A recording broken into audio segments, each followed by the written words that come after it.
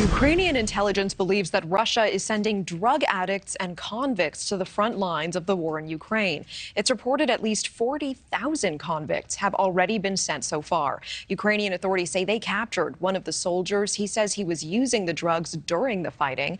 Meantime, Germany is denying Lloyd Austin's proposal to send the Leopard 2 tanks to Ukraine. Now, this is one of the world's leading battle tanks, and supplies from the tank would help offset Russia's artillery firepower. Germany says that they will not send their tanks unless the U.S. sends their American-made Abrams tanks. Here to talk about these new developments, Major General William Enyart, thank you so much for being here. My pleasure, Natasha. Can you help explain the significance of this tank drama? What is going on here?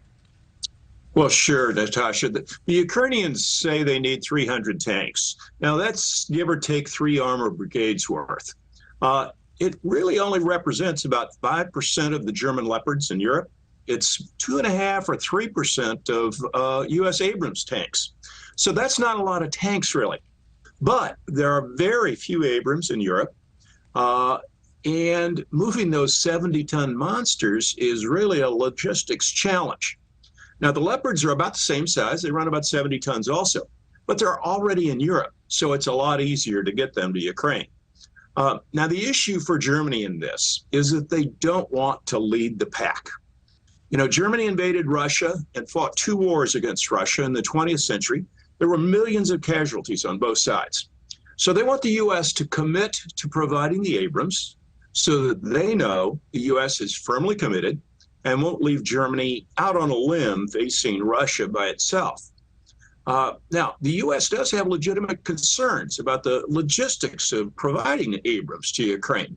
And I think the answer to that problem is to do as the Brits have done. And that is provide a dozen or so to break the deadlock and get them the armor they need, get them the Leopards, get Germany the freedom to give those Leopards to them.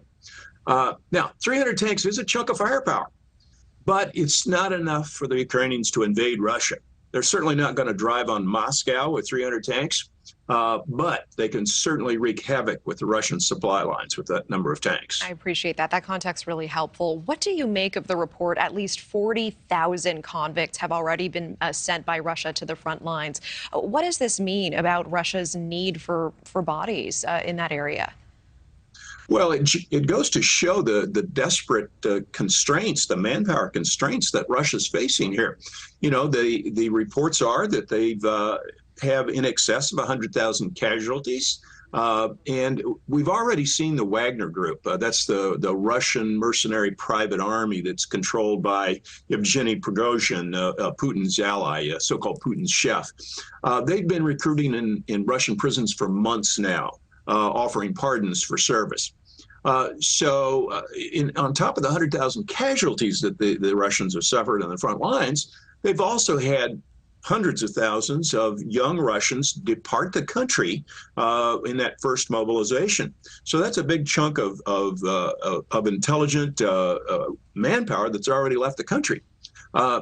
You know, so with that, Russia's being forced to turn to very low quality conscripts.